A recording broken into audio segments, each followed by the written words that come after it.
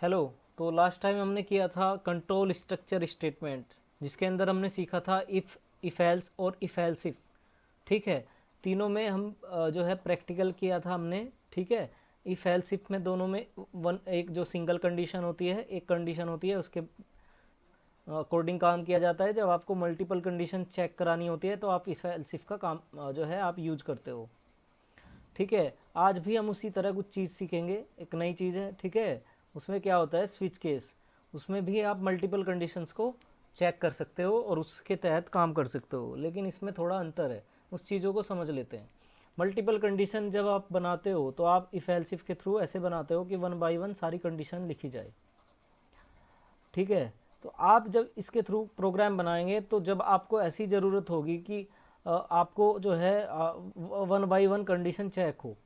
ठीक है, ऊपर से नीचे की ओर। यानी जब पहली कंडीशन फॉल्स हो जाए तभी वो दूसरी कंडीशन पर जाए। जब आपको ऐसा प्रोग्राम बना रहा हो, मल्टीपल कंडीशन लगेगी, तो आप इफ एल्स इफ का इस्तेमाल करना पड़ेगा। ठीक है। और इसमें इसमें क्या होता है कि आप जो है आपको सीरीज में लिखने की ज़रूरत नहीं है। ठीक है। आपको कंडीशन को सीरीज में लिखने की ज़रूरत नहीं है। वन बाय वन आप आगे पीछे भी उन स्टेटमेंट को चला सकते हैं। स्विच केस में पहला पॉइंट तो ये है। ठीक है। अभी दूसरा पॉइंट समझ लेते हैं। स्विच केस में उस तरह के प्रोग्राम बनाए जाते हैं जब आपको चॉइसेबल मेनू बनानी हो। जब आप चॉइस बनाते हो, मेनू बनाते हो इस तरह की कि 1 2 3। ठीक है। और एंटर योर चॉइस, 1 पे ये है, 2 पे ये है, 3 पे ये है। और जब आप लिखाते हो यहाँ पे एंटर योर चॉइस, तो यूजर इनपुट करता है और चॉइस के अकॉर्डिंग वर्क करता है। तो इस तरह से जब आप स्विच केस के थ्रू प्रोग्राम बनाते हो। ठीक है। पहला पॉइंट ये हो गया कि वो सीरीज में नहीं लिखना है। दूसरा पॉइंट हो गया कि मेनू बनानी है। ठीक है। मेनू बनाने के लिए आप स्विच केस का इस्तेमाल कर सकते हो। एक और चीज़ चेक करते हैं। जैसे कि आप इफ एल्स इफ में प्रोग्राम बना रहे हैं, आपने यहाँ पर 5 कंडीशन लिखी है। अगर पहली गलत हो गई तो नहीं चलेगी, दूसरी गलत हो गई नहीं चलेगी, तीसरी गलत हो गई नहीं चलेगी, चौथी भी नहीं चली, पांचवी कंडीशन रन हो गई क्योंकि वो ट्रू थी। तो इसने बाकी 4 भी चेक की। ठीक है। बाकी 4 कंडीशंस भी उसने चेक की। लेकिन स्विच में ऐसा नहीं है। स्विच में क्या होता है, स्विच में ऐसा होता है कि जैसे आप यहाँ पर एक वैल्यू या वेरिएबल पहले ही ले लेते हैं। ठीक है। और यूजर की जो चॉइस है वो पहले ही स्टोर आपने करा ली, 1 2 3 या जो भी है। ठीक है। आपने 4 1 2 3 या जो 4 है वो स्टोर करा लिया। और स्विच केस बोला जा रहा है, इसका मतलब यहाँ पर 5 कंडीशन जो है वो 5 केस के अंदर रन करेंगी। ठीक है। 5 कंडीशन मतलब 5 केस। ठीक है। और उसी के अंदर उसी के तहत स्टेटमेंट चलता है, उसी के अकॉर्डिंग वो वर्क करता है। ठीक है। तो यहाँ पर 5 केस लग गए। ठीक है। यहाँ पर ये वाला 1 है, ये वाला 2 है, ये वाला 3 है, और ये वाला 4 है, और ये वाला 5 है। ठीक है। ये 5 केस हो गए। जब आपने चॉइस ले ली यूज़र से, पहले ही स्टोर करा ली, तो यहाँ पर सिर्फ उसी केस पर वो जाएगा जो राइट होगी, जिससे वो मैच कर रहा होगा। तो 4 ये रहा, 4 ये रहा, तो ये वाला स्टेटमेंट रन होगा। इसके अलावा दूसरा स्टेटमेंट रन नहीं होगा। ये स्विच केस में है, इसमें बाकी चेक नहीं करता है। ठीक है। इसने ऊपर के चीज़ें जो है चेक नहीं की है। उसी तरह यहाँ पर थोड़ा पॉइंट समझ लेने का ये है कि आपने, जैसे मैंने पहला पॉइंट बताया था कि ये 1 2 3 जो है इस सीरीज़ में लिखी हैं। आप अगर इनको आगे पीछे लिख दो, आप ऐसे लिख दो कि 4 यहाँ पर, 2 यहाँ पर, 5 यहाँ पर, 3 यहाँ पर, इस तरह से। जब भी वो उसी तरह आउटपुट देगा जैसे उसको देना चाहिए। ठीक है। वो उसी पर जाएगा और उसका स्टेटमेंट उसी के अकॉर्डिंग लिखा होगा आपने, तो उसको वो रन कर देगा। तो इस तरह से स्विच केस वर्क करता है। ठीक है। तो अब हम इसके थ्रू प्रैक्टिकल बनाएंगे। ठीक है। देखेंगे कि कैसे ये काम करता है। ये इक्वलिटी ऑफ कंडीशन पर जो है काम करता है। यहाँ पर हम अपना जो है देव ओपन कर लेते हैं। देव में जाकर हम एक प्रोग्राम बनाते हैं यहाँ पर। ठीक है। जिस प्रोग्राम को हम यहाँ पर कहते हैं कि वेब टू इनपुट एक कैरेक्टर। ठीक है। एक कैरेक्टर इनपुट कराते हैं और फिर क्या करते हैं, उसको चेक करके वो वोवेल है या नहीं। इस चीज़ को आप इफ एल्स इफ के थ्रू भी कर सकते हैं, लेकिन हम इसको स्विच के थ्रू करना है। ठीक है। तो यहाँ पर अपनी हेडर फाइल को आप इंक्लूड कीजिए, जो आपको हम इनपुट के लिए, प्रिंट के लिए चाहिए होगी। तो stdio.h के अंदर वो फैसिलिटी आपको मिलती है। यहाँ पर आपने अपना सिंटैक्स लिख लिया, जो आपका स्ट्रक्चर है प्रोग्राम का। ठीक है। अब आपको क्या कहा गया है, आपको कहा गया है कि इनपुट एक कैरेक्टर। ठीक है। एक कैरेक्टर इनपुट कराइए। ठीक है। तो अब इसके बाद आपने कैरेक्टर यहाँ पर डिफाइन कर लिया, डिक्लेयर कर लिया उस तरह का वेरिएबल। इनपुट कराने के लिए यूज़र को आपने एक मैसेज दिया कि आप इनपुट कीजिए, ठीक है, एंटर ए कैरेक्टर, ये आपने इंटरफेस दिया। उसके बाद क्या होता है, आप यहाँ पर स्कैनएफ के थ्रू उसको स्टोर करा देते हो उसके पर्टिकुलर मेमोरी ब्लॉक में। कैरेक्टर सी से जो है उसका फॉर्मेट स्पेसिफायर है, तो इसलिए %C लिखा गया है। फिर उसके बाद क्या लिखते हैं, एड्रेस ऑफ CH, तो उसके जो है मेमोरी ब्लॉक में स्टोर हो जाएगा। अब स्विच केस का जो है सिंटैक्स हम समझ लेते हैं। तो सिंटैक्स कैसे बनता है, तो सिंटैक्स बनाने के लिए यहाँ पर मैं लिखता हूँ सिंटैक्स कैसे बनता है स्विच केस का, ठीक है। स्विच, ठीक है, स्विच कीवर्ड लिख लिया, फिर यहाँ पर वो वेरिएबल आएगा जिससे थ्रू आप स्विच को कंट्रोल करना चाहते हैं, जिसके थ्रू केस को आप कंट्रोल करना चाहते हैं। तो यहाँ पर आपने केस, यहाँ पर केस कीवर्ड के थ्रू आप अपने केस बनाएंगे जितने भी आपको बनाने हैं, ठीक है। तो केस वैल्यू 1, ठीक है, और इसका स्टेटमेंट, और स्टेटमेंट 1, तो इस तरह से आपने केस बना दिया, ठीक है। तो आप चाहे जितने चाहे उतने केस बना सकते हो, लेकिन यहाँ पर कुछ थोड़ा आपको एक नई चीज़ सीखने को मिलेगी, ठीक है, वो आप देखिए ज़रा अभी। डिफ़ॉल्ट कीवर्ड, जैसे कि मल्टीपल कंडीशन में आपने स्विच के उसके इफ़ के थ्रू भी लगाया था, इफ़ एल्स इफ़ करके आपने इफ़ एल्स मल्टीपल कंडीशन दी, ठीक है। लेकिन मल्टीपल कंडीशन जब सारी गलत होती है तो फिर कौन सा स्टेटमेंट चलेगा, जो आप लास्ट में लिखा होता है एल्स के अंदर, तो एल्स वहाँ पर डिफ़ॉल्ट स्टेटमेंट का काम करता है। उसी तरह स्विच में भी यहाँ पर डिफ़ॉल्ट स्टेटमेंट लिखी जाती है। यहाँ पर जैसे कि केस के थ्रू कीवर्ड बनाए हैं, यहाँ पर जो उसी तरह यहाँ पर डिफ़ॉल्ट स्टेटमेंट के लिए डिफ़ॉल्ट कीवर्ड है, ठीक है। तो यहाँ पर वो स्टेटमेंट आ जाएगी जो आपको डिफ़ॉल्ट में देनी है। तो ये यहाँ पर क्या होता है कि जब ये सारे केस नहीं रन होंगे, सब गलत हैं, तो ये डिफ़ॉल्ट स्टेटमेंट आ जाएगा। जैसे आपने लिखा 1 पे ये है, 2 पे ये, आपने देखा होगा 3 पे ये, आपने चॉइस दिया तो वहाँ पर लिखा आता है रॉन्ग चॉइस है, उस तरह से। तो यहाँ पर थोड़ा सा चेंज ये होता है, मानो केस जो है वैल्यू 2 3 4, मानो केस 2 वाला रन हो गया, ठीक है। तो इस यहाँ पे ये रन हो गया, स्टेटमेंट रन कर गया, ठीक है, आउटपुट में आ गया। लेकिन क्या होगा, अभी तक जैसे सिंटैक्स लिखा है उससे क्या होगा, उसके अकॉर्डिंग अगर प्रोग्राम बनाया तो ये जिन केस 2 के बाद जो नीचे के स्टेटमेंट हैं वो भी रन कर जाएंगे। अगर मानो 4 वाला स्टेटमेंट सही हो गया और इसके बाद जो स्टेटमेंट लिखे हैं वो भी रन कर जाएंगे, वो तो चल ही जाएगा लेकिन उसके बाद वाले भी रन कर जाएंगे। उसका रीज़न ये है कि स्विच में क्या होता है, जो केस रन किया है उसके बाद के स्टेटमेंट भी कंपाइलर 1 बाय 1 पढ़ने स्टार्ट कर देता है। मानो केस 2 ये वाला सही हो गया है तो इसके बाद भी वो इनको भी रन करेगा, इनको भी रन करेगा, ठीक है। इस चीज़ से बचने के लिए हम क्या करेंगे, ठीक है, हम एक नया कीवर्ड इस्तेमाल करेंगे यहाँ पर, जो कीवर्ड है ब्रेक, ठीक है। ब्रेक क्या करता है, ब्रेक एक नया कीवर्ड है आपके लिए। इसका काम क्या है, जैसे आपने जहाँ पर भी लिख दिया है उसके बाद के ब्लॉक को कंपाइलर रीड नहीं करेगा। मानो इस बॉडी के अंदर आया है कंपाइलर और इस बॉडी के अंदर आके उसने ये स्टेटमेंट पढ़ लिया जहाँ तक टर्मिनेटर लगा है, ये रहा सेमीकोलन, ठीक है, जहाँ तक ये टर्मिनेटर लगा है उसको उसने पढ़ लिया। मैं इसको नीचे कर देता हूँ, ठीक है। तो उसके बाद क्या होगा, जब उसने आया इस बॉडी के अंदर, ठीक है, इस ब्लॉक में आया, ये केस पढ़ा और रन कर दिया, उसके बाद आपने लिखा है ब्रेक। तो ब्रेक कीवर्ड क्या करता है, जो बॉडी वो जिस ब्लॉक के अंदर है उस ब्लॉक से वो बाहर निकल जाता है, ठीक है, इस स्टेटमेंट को वो, ठीक है, इससे वो बाहर निकल जाता है। जो बॉडी यहाँ पर जो ब्लॉक बना है इस ब्लॉक से वो एग्जिट कर जाएगा, ठीक है। ये होता है ब्रेक, जो किसी ब्लॉक को ब्रेक कर देता है, ठीक है। तो हमें यहाँ ये जो ब्रेक है ये कीवर्ड हमें हर स्टेटमेंट के बाद देना पड़ेगा, क्योंकि क्या पता कौन सी स्टेटमेंट सही हो, उसके बाद के कंडीशंस नहीं पढ़ाने हैं तो उसके बाद एकदम से ब्रेक हो जाएगा जो भी सही होगी। ऐसा देखते हैं कि यहाँ पर हमने इसको लिखा है, उसी तरह ये सब जगह यहाँ पर हमने हर स्टेटमेंट के बाद, हर केस के बाद लगा दिया, बाकी में भी लग जाएगा, ठीक है। लास्ट वाले में लगाना क्योंकि उसके बाद तो है ही नहीं, क्योंकि अगर यहाँ पर कंडीशन आई सही हुई तो वो अपने आप ही बाहर जाएगा। लेकिन यहाँ पर केस रन हुआ, रन होने के बाद भी इनको नहीं पड़ेगा, क्या करेगा, ये ब्रेक हो जाएगा और ब्रेक करके बाहर आ जाएगा। तो इस तरह से वर्क करता है। ठीक है, अब हम यहाँ पे बनाते हैं। तो जैसा कि ये सिंटैक्स आप नोट कर लीजिए, ठीक है, नोट कर लीजिए, और उस तरह से ये वर्क करेगा। यहाँ पर प्रोग्राम में है we've to input a character and check vowel. तो यहाँ पर आप जो वोविल हैं उनको देख लीजिए, ए आई ई ओ यू, ये वोविल होते हैं। तो इसी तरह कितने हो गए, 5 ही केस बनेंगे। तो क्या करेंगे हम, केस कैसे लॉजिक बनाएंगे, ऐसे बनाएंगे कि स्विच, ठीक है, यहाँ पर किस वेरिएबल को हम कंट्रोल कर रहे हैं, किसके कंट्रोल करना है, सी एच को। ठीक है, तो केस 1 की बजाय यहाँ पर क्या बनेगा, केस ए।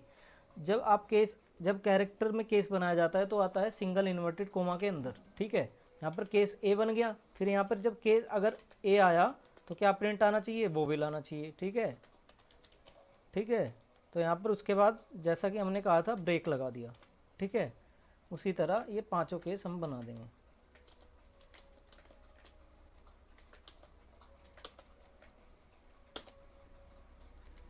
ये केस बी पर, केस ई पर भी, आई पर भी, ओ पर भी और यू पर भी, ये बन गए केस, और सब पे ब्रेक। ठीक है, अब यहाँ पर हम डिफ़ॉल्ट बनाते हैं। अगर 5 नहीं आए, 5 में से कोई भी नहीं आया कैरेक्टर वेरिएबल में, ठीक है, 5 में से नहीं आया तो फिर क्या आएगा,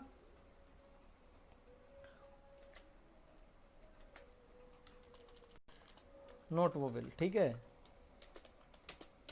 ठीक है, तो नोट वोवेल वहाँ पर प्रिंट होकर आएगा। मानो वेरिएबल में उसने ए दिया तो ये वाला स्टेटमेंट रन करेगा और ब्रेक करके ब्लॉक से बाहर। ठीक है, तो इसको रन करते हैं। एंटर कैरेक्टर मैंने दिया ए, तो क्या आ गया, वोवेल। उसके बाद तो कोई स्टेटमेंट नहीं आया। ठीक है, अगर मैंने दिया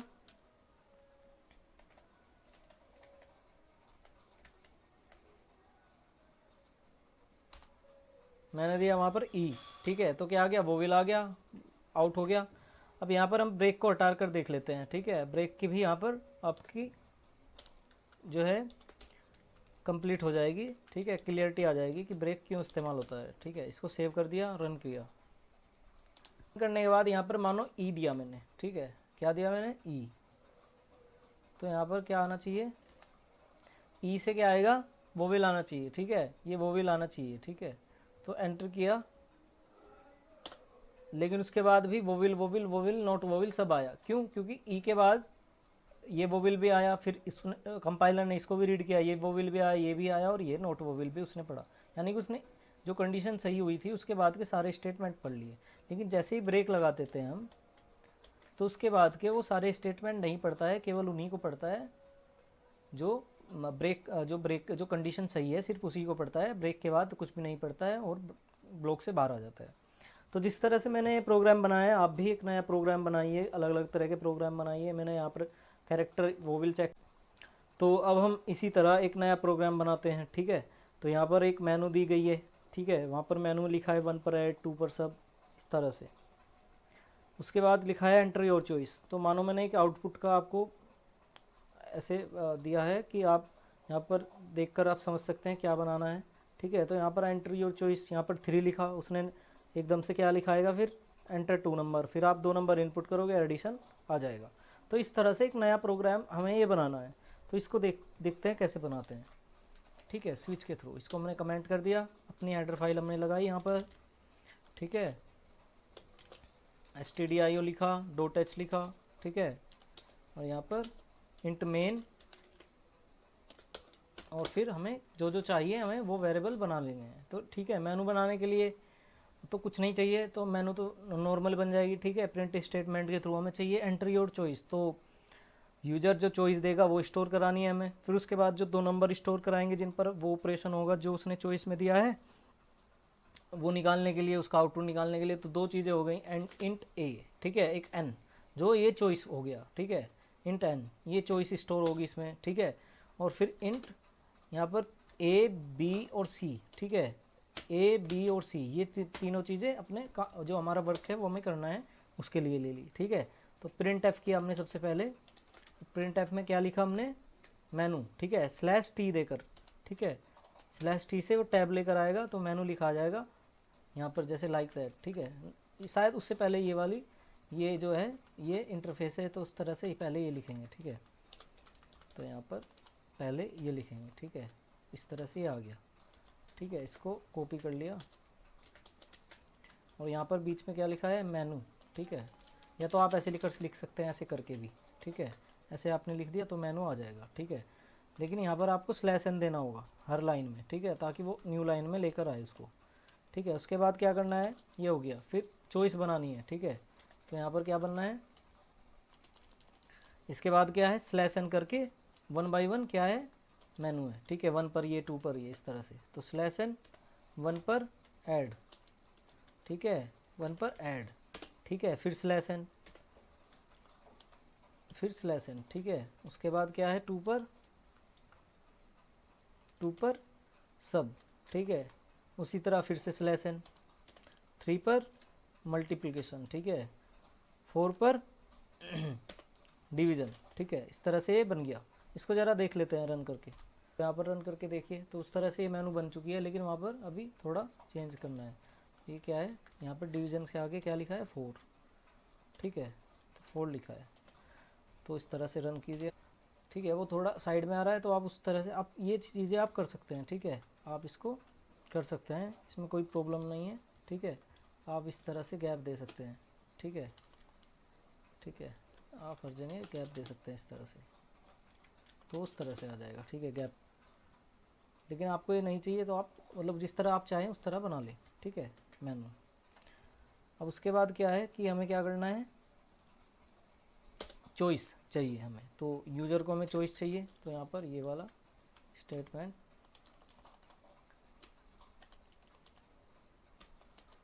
स्लैश एन, ठीक है। यूज़र से क्या चाहिए हमें, चॉइस। तो हम यहाँ क्या लिखेंगे, एंटर योर चॉइस, ठीक है। फिर यूज़र एंटर करेगा, उसको स्टोर करा लेना है किसके अंदर, एन के अंदर, ठीक है।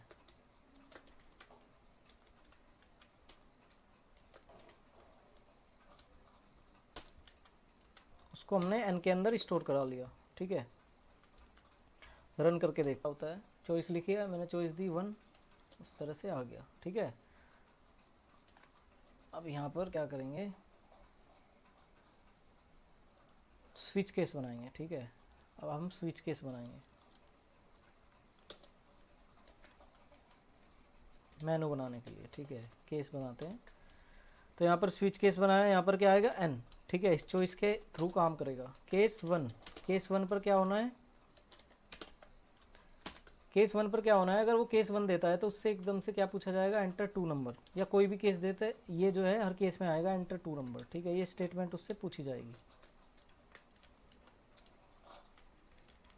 तो ये स्टेटमेंट हमें चाहिए केस के लिए, ठीक है। यहाँ पर पहली स्टेटमेंट क्या आएगी, प्रिंट एफ एंटर 2 नंबर, ठीक है। अब 2 नंबर वो देगा तो उसके बाद इनको इनपुट करा लेना है, ठीक है। तो इनपुट करा लेना है, ठीक है, स्कैन एफ के थ्रू, स्कैन एफ के थ्रू परसेंटेज डी, ठीक है, परसेंटेज डी, ठीक है। और फिर यहाँ पर address of A comma address of B, इस तरह से ये इनपुट हो गया। फिर क्या करना है, सी में स्टोर करा देना है ए प्लस बी, ठीक है। और यहाँ पर फिर प्रिंट करा देना है आउटपुट।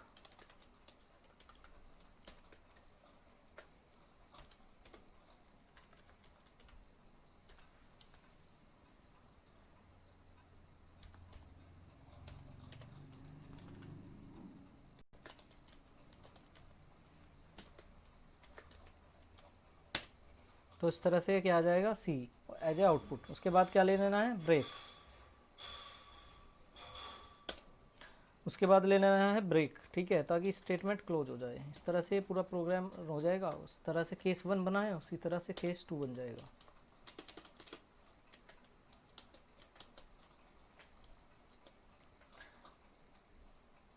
यहाँ पर क्या चेंज हो जाएगा, बस केस 2 पर क्या है, सब्ट्रैक्शन। तो केस 2 पर सब्ट्रैक्शन है, तो यहाँ पर बाकी चीज़ें सेम रहेंगी।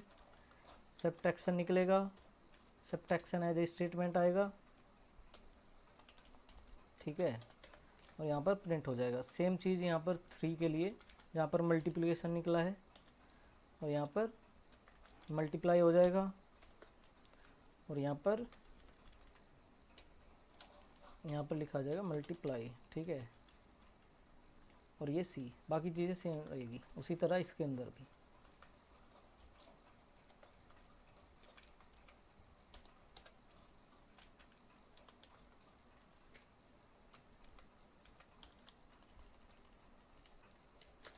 जब ये सारे केस अगर फेल होते हैं तो फिर क्या आएगा, डिफ़ॉल्ट केस, ठीक है। डिफ़ॉल्ट में क्या लिखेंगे हम कि रॉन्ग चॉइस या रॉन्ग इनपुट, ठीक है।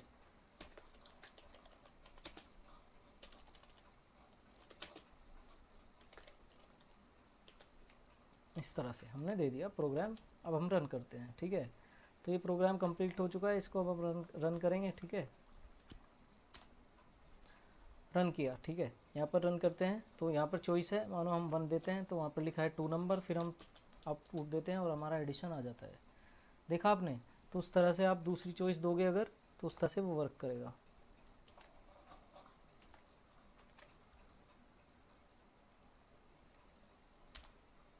यहाँ पर आपने दिया 3 में 2 नंबर दिए